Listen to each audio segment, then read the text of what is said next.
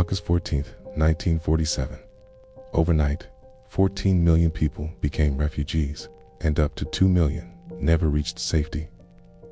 In less than a year, the largest mass migration in human history unfolded. Families displaced. Villages burned, unknown victims uncounted. How did the British draw a line that drove neighbors to kill neighbors? What horrors awaited those on the train's end, those left behind? And what lasting scars does that division still leave today?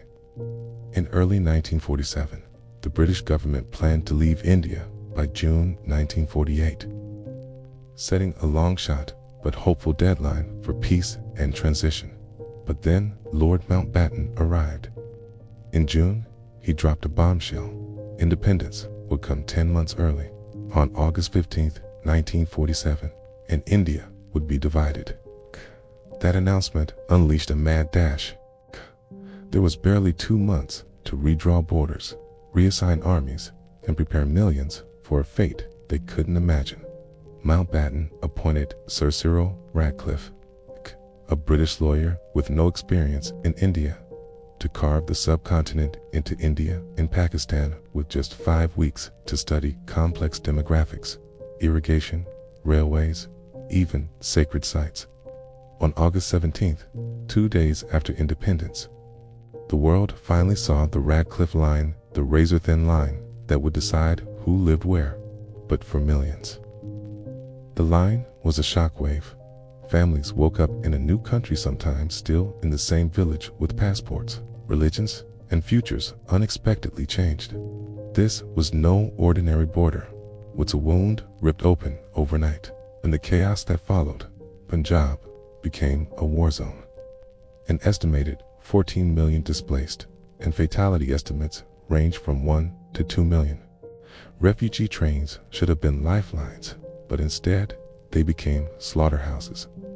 In one harrowing case, the Amritsar train massacre killed around 3,000 Muslim refugees and left 1,000 more injured.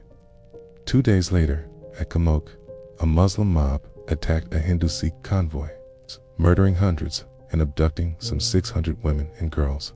These attacks were so widespread that colonial and provisional authorities stopped all refugee trains heading west by late September. What was meant to be a journey to safety turned into a rout of terror and death. Women paid the heaviest price in partition's carnage. Scholars estimate 75,000 to 100,000 women were raped or abducted on both sides of the border. In Punjab alone, about 50,000 Hindu, Sikh, and 60,000 Muslim women were abducted. These weren't anonymous numbers. They were daughters, sisters, mothers. In response, India and Pakistan launched the Central Recovery Operation, a joint effort to rescue and repatriate abducted women. But behind every recovery was a quiet trauma: women uprooted again, silenced by society's assumption they had lost honor.